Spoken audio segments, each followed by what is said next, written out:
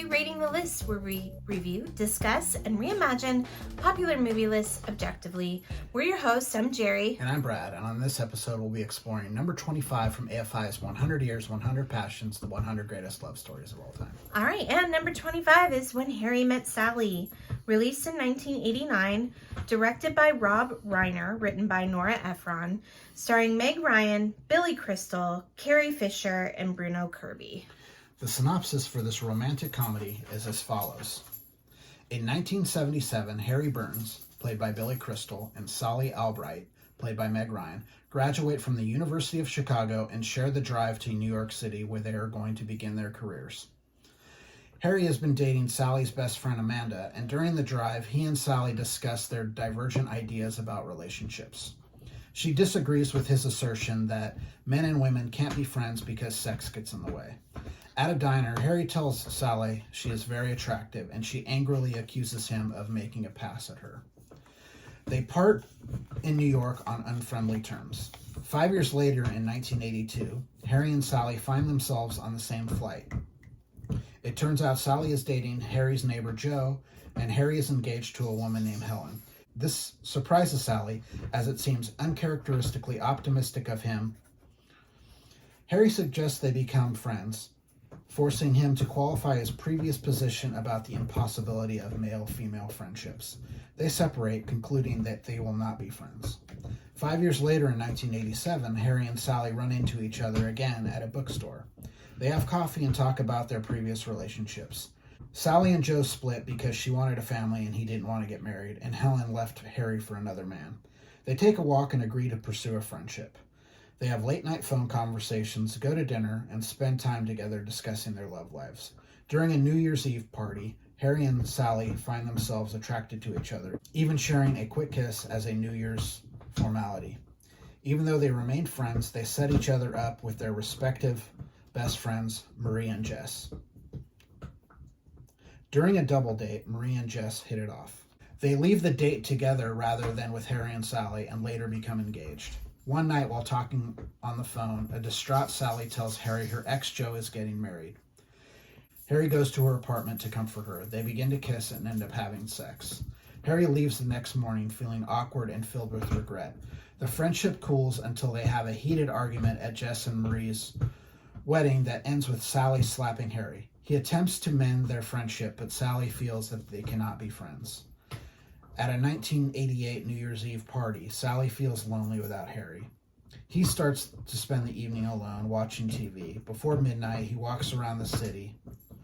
As Sally prepares to leave the party before midnight, Harry appears and declares his love for her. She argues the only reason he is there is he's lonely, but he lists all the things he loves about her. They share a midnight kiss. They marry 3 months later. Okay, so if you know me, you know that this is my favorite movie of all time. Another pure love story on the list. It really tells you what it's all about at the get-go. Mm-hmm. You know, can men and women really be friends? And they really explore that, right? The dialogue, the humor, the chemistry between Meg Ryan and Billy Crystal is just amazing. This movie is just like the epitome of a love story. It's one of the great romantic comedies. When you're talking about great romantic comedies, you start with It Happened One Night as the very, really kind of the template, the first one that kind of set up most of the tropes that you see in these kinds of movies. This one has to be right there in the conversation. This is an all-time great movie. The fact that it's number 25 on a story that's focused on love. Like, I love can't. Story, I can't that this is at number 25. There are movies that are coming up after this one. The very next movie is it's just, I don't understand. Like, were they high when they made this list? I don't understand it at all. My thing is they weren't, when they put this list together, they didn't consider how important, they didn't make the love story component of it super important. But even if they didn't, this is just a great movie. It's, Rob Reiner at his best. doing direction. Nora Ephron at her best. Right. And she also, we did Sleepless in Seattle, which was also written by her. So and Rob Reiner. And Rob Reiner. The two of them are Rob Reiner and Nora Ephron's no longer with us, but they were really good friends. And this movie kind of came out of conversations that the two of them were having about relationships. Rob Reiner was going through a divorce.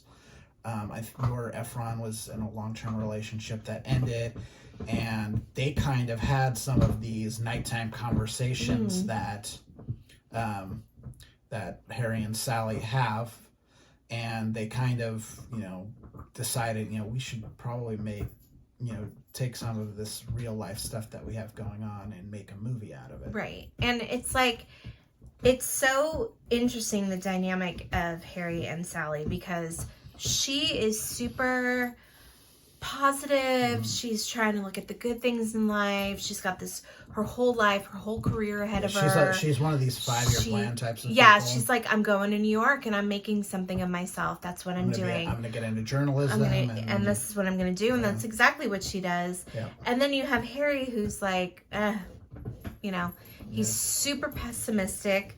He reads the last page of every book because he thinks he might die before he gets to the end of a book. Like, he's very pessimistic. He's very down on himself. And then his wife cheating on him makes it even worse, right? And she really helps him through that. She really helps him cope and, like, make sure he's not so down and gets stuck in that, You've got, the best relationships kind of, you fill in each other's gaps a little bit, and you become stronger together.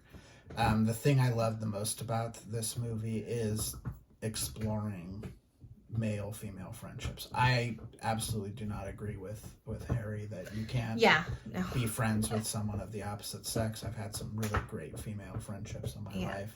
Same. Of male friendships. And it's, it's truly the foundation of a successful partnership anyway. Yeah. Like, we're here 17 years later. You're my best friend in the world. Yeah. I talk to you about any and everything, and we continue to laugh and love and all of that. And I can't imagine doing that with someone that you generally just don't have a friendship with. Yeah, it's weird. But yeah, I mean, there's a lot of good timing in this. There's memorable quotes. One thing that's great about this movie is at every beginning of an act, they have a couple that talk about they've lived a long, they've been with each other for a long time. They talk about how they met. It's like it's documentary style. We just found this out fairly recently that the people that are in the parts are actually actors, but the stories themselves are true stories. So Nora Ephron collected these true stories. So every one of those little snippets that you hear is based on someone's real life love story, but it's just not, it's told by actors. But these people are so damn good at what they do. They're so good. I had no idea. I literally thought this was documentary footage, and it's not. No, it's not. And the very last one, the movie ends with Harry and Sally after they're married, and they're on the couch and they're talking about how they're included in this documentary footage, which is it's a cute way to tie the bow on it. And then you have also the love story with Carrie Fisher and Bruno Kirby. Yeah, Marie and Jess, they're great. They are great. So that one of the funniest sequences in the movie is the double date. So, they set each other up with their best friends. So Harry is on a date with Marie, and Jess and Sally are on a date, and it's really clear, like pretty quick. Like, well, what happens is that she quotes his book or his quotes article. His article. Right. She's like, well, I read da da da da da, and he's like, I wrote that. And they're like, what? And then they just kind of hit it off. And they start having this conversation, which leaves like, Harry and Sally looking at each other like, oh. And then like, when they leave the restaurant, instead of, going kind of, they kind of, oh, we're going up, and they get into the same cab and yeah, like off. she says to Harry, like, she says to Marie, like, listen, Harry just got divorced, so don't go home with him tonight. Yeah. Like, just take it easy so that, Yeah. he doesn't get his feelings hurt. And Harry's saying the same thing to Jess, right? Right. But then they're like, Jess is like, well, I'm getting a cab. I don't feel like walking. Yeah. And she's like, oh, I'll share a cab too. And they like Run take off, and they're looking at Harry and Sally are looking at each other like, oh my God, I can't believe this, right? Yeah. It's great. A very, very, very well-known scene is the scene where Harry and Sally are at a deli in New York, and they're talking about sex, and he's talking about how, I wouldn't, no one's ever faked it with me. I would know. And Yeah. she's like, oh, really? Yeah. He's like, yeah. And so she does this like fake orgasm in the middle of a deli, and it's just like, oh my God, what is she doing? And then an older woman at the next table says, I'll have what you say. Yeah, it's great. It's a classic scene. And It's Rob Reiner's mom, right? I think so, yeah. Yeah. Yeah, and there's just so many things about this movie that's lovable and likable and will be around forever. The only small nitpick I have with this movie is, and they have great chemistry, but Billy Crystal is way too old for the part. Yeah? We're supposed to believe that 40-year-old Billy Crystal at the beginning of the movie is a college graduate. Oh, yes. They should have had somebody. And then we're also supposed to believe that the two of them are the same age. They're almost, they're like 13 years apart, and it shows.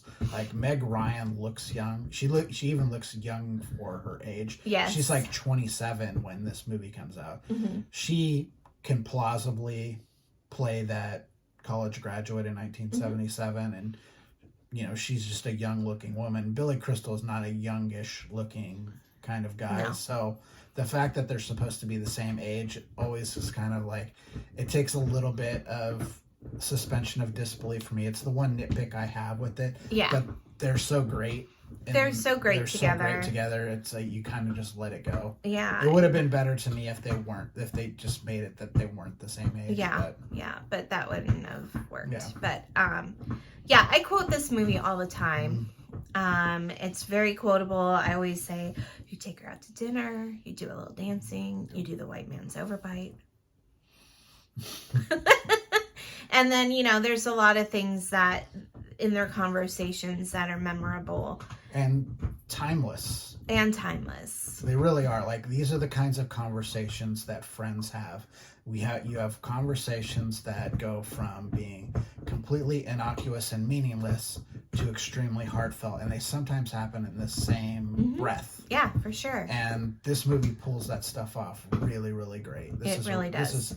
This is a great movie. It's far too high on the list. Far too high. This should be in the top 10, in my opinion. Oh, for sure. It should be in the top 10. It should be in the top 5, to be honest. This movie is a gem.